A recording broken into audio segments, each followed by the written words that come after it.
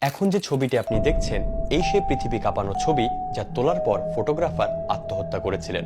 ছবিতে একটি শকুন বসে আছে কঙ্কালসার শিশুটির মৃত্যুর অপেক্ষায়, যেন মারা গেলেই সে ঝাঁপিয়ে পড়বে খাবারের উপর। তুলেছিলেন দক্ষিণ আফ্রিকার ফটোগ্রাফার কেভিন কার্টার।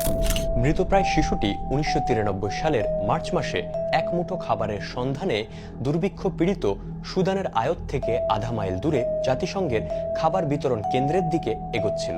এক পর্যায়ে সে উবু হয়ে মাটিতে মাথা রেখে নিথর হয়ে যায়।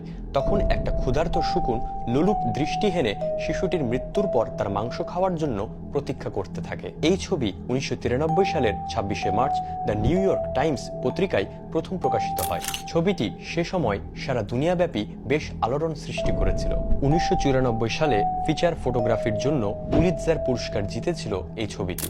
ফটোগ্রাফার কেভিন কার্টার পুলিৎজার পুরস্কার জেতার 4 মাস পর মাত্র 33 বছর বয়সে আত্মহত্যা করেন। পরবর্তীতে জানা যায় এই ছবিটি তোলার পর থেকেই তিনি মানসিকভাবে ভেঙে পড়েছিলেন। ছবিটির বিষয়ে কেভিন কার্টার তার ডায়েরিতে লেখেন, হে সৃষ্টিকর্তা, আমি প্রতিশ্রুতি দিচ্ছি যে আমি কখনোই আমার খাবার নষ্ট করব না, তা যতই খাবার স্বাদের হোক না কেন এবং আমি যতই ক্ষুধার্ত হই না কেন। আমি প্রার্থনা করি যে তিনি এই ছোট্ট ছেলেটিকে রক্ষা করবেন, পথ দেখাবেন এবং তাকে তার দুঃখ থেকে মুক্তি দেবেন।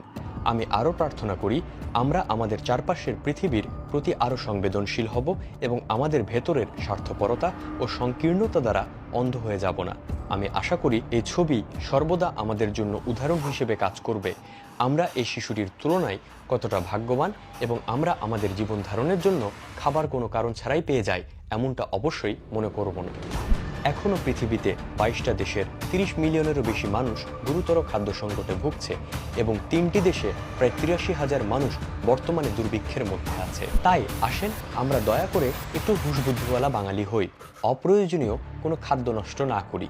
কারণ আমাদের মনে রাখা উচিত প্রয়োজনের থেকে অতিরিক্ত কোনো কিছুই আমাদের কোনোদিনই কোনো কাজে আসবে না।